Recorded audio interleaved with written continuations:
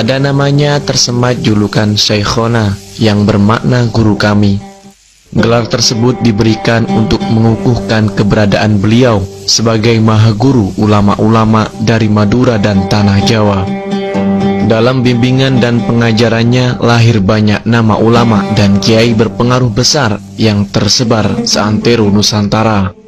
Antara lain Kiai Haji Hashim Asy'ari, Kiai Haji Abdul Wahab Hasbullah, Kiai Haji Bisri Syansuri, Kiai Haji Manaf Abdul Karim Lirboyo, Kiai Haji Maksum Lasem, Kiai Haji Munawwir Krapyak Yogyakarta, Kiai Haji Bisri Mustafa Rembang, Kiai Haji Nawawi Sidogiri Pasuruan, Kiai Haji Muhammad Hasan Genggong Probolinggo, Kiai Haji As'ad Samsul Arifin Asem Bagus Situbondo, dan masih banyak nama-nama ulama besar lain yang tidak tersebut di sini. Syekhona Khalil terlahir dengan nama Muhammad Khalil.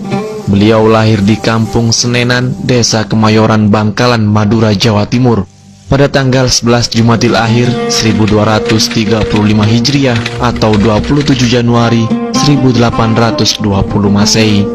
Ayahnya bernama Abdul Latif bin Harun bin Muharram bin Asrul Karomah bin Abdullah bin Sayyid Sulaiman. Pendidikan masa kecil Syekhona Khalil langsung didapat dari tangan sang ayah. Baru setelah dewasa beliau menimba ilmu di sejumlah pesantren di Jawa, seperti pesantren Langitan Tuban, pesantren Cangaan Bangil, pesantren Kebon Candi Pasuruan, dan pesantren di Banyuwangi. Selama nyantri di sejumlah pesantren, Syekhona Khalil muda juga rajin bekerja. Di Kebon Candi Pasuruan, beliau mengais rezeki dengan cara menjadi buruh batik. Sementara di Banyuwangi, beliau bekerja kepada gurunya sebagai buruh pemetik kelapa dengan upah 2,5 sen untuk setiap pohon. Segala upah hasil memeras keringat itu ditabung sebagai bekal menuntut ilmu ke Mekah. Syekhona Khalil berlayar ke Mekah pada tahun 1859. Di Tanah Haram beliau berguru kepada para syekh di Masjidil Haram, terutama yang bermazhab Syafi'i. Sebagai pelajar, Syekhona Khalil adalah sosok yang haus ilmu. Tidak hanya kepada para masyayikh, beliau juga belajar kepada sesama santri Nusantara yang sedang menuntut ilmu di Mekah, seperti Syekh Nawawi Al-Bantani, Syekh Utsman bin Hasan Ad-Dimyati, Sayyid Ahmad bin Zaini Dahlan, Syekh Mustafa bin Muhammad Al-Afifi Al-Makki, Syekh Abdul Qadir Hamid bin Mahmud Asy-Syarwani, Kiai Haji Hashim Asy'ari, Kiai Haji Wahab Hasbullah, dan Kiai Haji Muhammad Dahlan. Pada masa ini, Syekhona Khalil sudah menjadi seorang penghafal Al-Quran dan menguasai kitab-kitab klasik, terutama Alfiyah Ibnu Malik.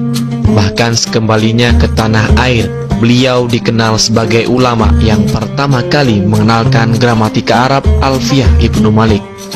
Masyarakat juga mengenalnya sebagai sosok guru, ulama, dan tokoh karismatik yang berhasil menggabungkan fikih dan tarekat. Nama Syekhona Khalil juga terpatri kukuh dalam sejarah pendirian Jam'iyah Nahdlatul Ulama. Pada masa menjelang berdirinya Jam'iyah ini, Syekhona Khalil mengutus muridnya Kiai Haji As'ad Syamsul Arifin untuk menemui Kiai Haji Hashim Asy'ari di Jombang sambil menitipkan tongkat dan membacakan Al-Quran surat Toha ayat 17-23. Tongkat dan bacaan ayat Al-Quran tersebut adalah sebuah isyarat bahwa Syekhona Khalil tidak berkeberatan kalau Kiai Haji Hashim Asy'ari dan sejumlah kiai yang lain mendirikan Jam'iyah Nahdlatul Ulama.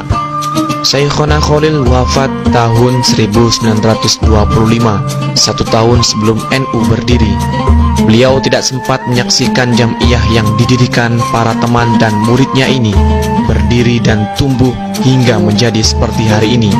Namun namanya tetap mengharum bunga sebagai ulama panutan yang dikenang dan dicintai kaum nahdliyin seluruh Nusantara. Allahumma salli ala Sayyidina Muhammad salatan taj'aluna fiha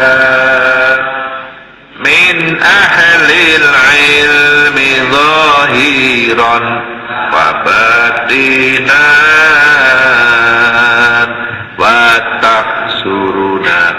عبادك الصالحين في دنيانا وأخرانا وعلى آله وصحبه وسلم في دنيانا وأخرانا وعلى آله